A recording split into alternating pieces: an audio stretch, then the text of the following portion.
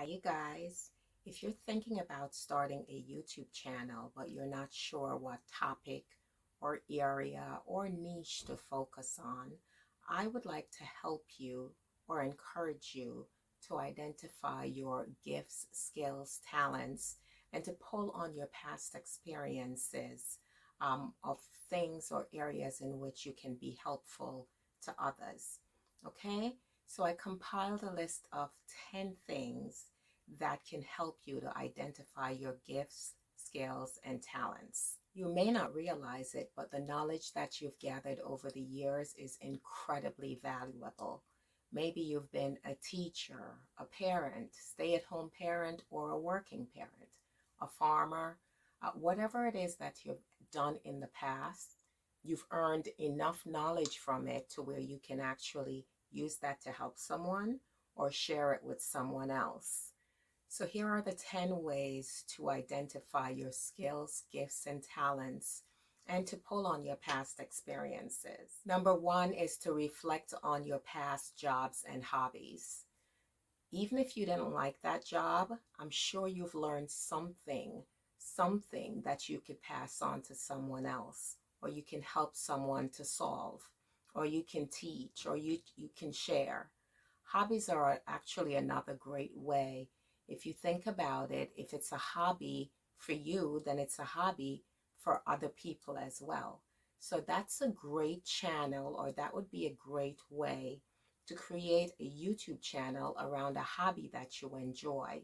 I think that would be like easy mode to bring people in and to have a community around this hobby or your past experiences. Number two is to ask family and friends. The people who know you well, sometimes they see things in you that you don't even see in yourself. So you can ask people who you trust, people who care about you, to tell you things about yourself that they believe could be beneficial to someone else or they believe that you are good at. We don't always see ourselves in the right light, you know. Sometimes people see strengths in us that we overlook ourselves, right? Are we good problem solvers? Are we good at art? Are we good with children? There's so many things out there that we don't realize that people are watching, but they really are. And they are a good place, your family and friends, the people who know you well and care about you. It's good to bounce these thoughts and ideas off of them and ask for honest feedback. Number three is to review your daily routine. What do you find yourself doing often? Daily skills, daily life skills can be valuable as well. I'm sure there are people out there that could learn from the way you do things, whether it is finance, couponing, gardening, painting, whatever it is, somebody could benefit from that.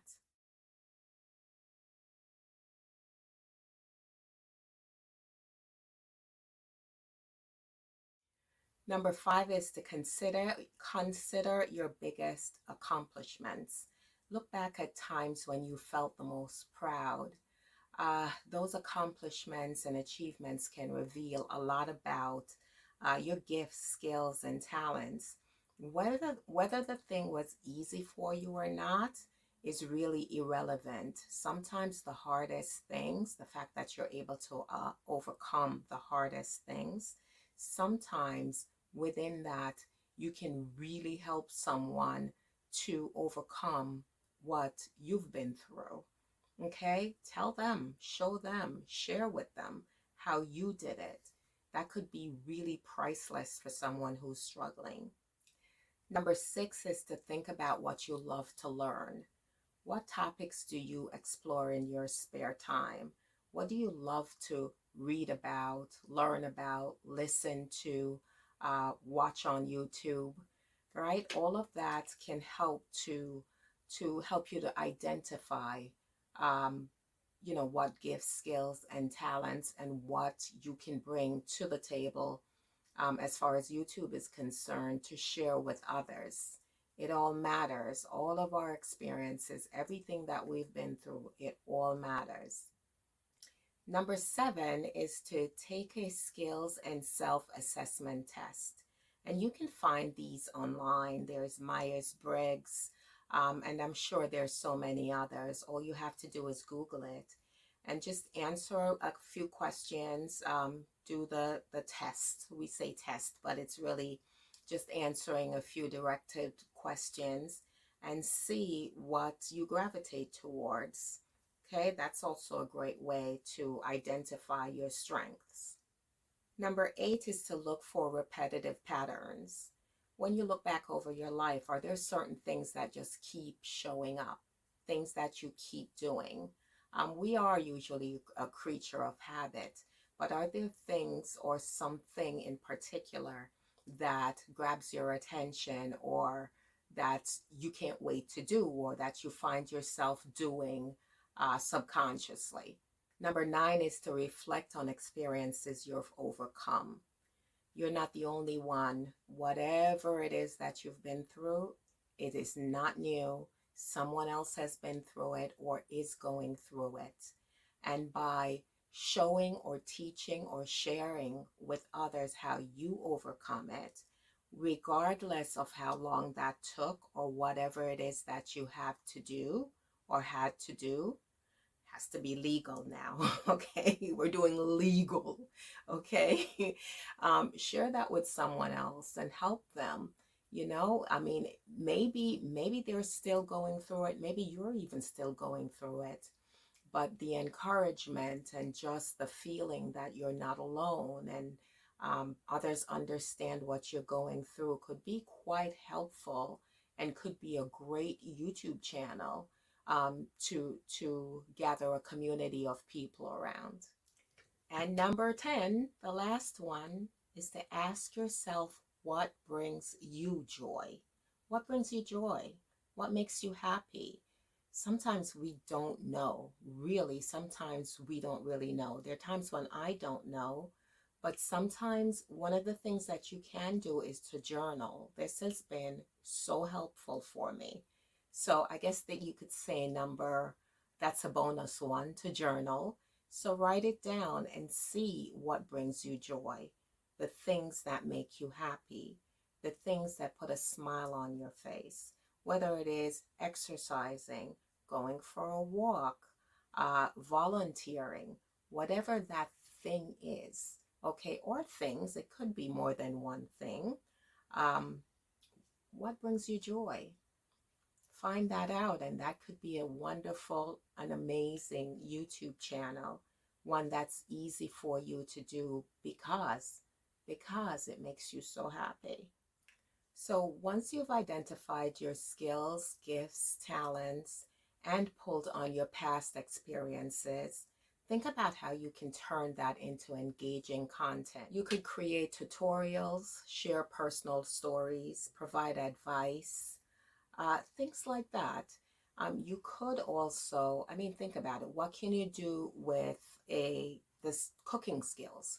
If you know how to cook, you can show that on YouTube. You could teach someone who never had anyone to teach them how to cook. You could show people your grocery shopping. You could show people couponing, how to save money at the grocery stores. If you have a garden, no matter how small it is, in your yard, or if you are a farmer, you could share that as well. They're just everything you could think of, you guys, you could share online. Everything you can think of, you could share on YouTube. You have so much to offer. And I know that starting a YouTube channel can feel intimidating at first. But just take that first step, start the channel, and make a real difference in someone else's life.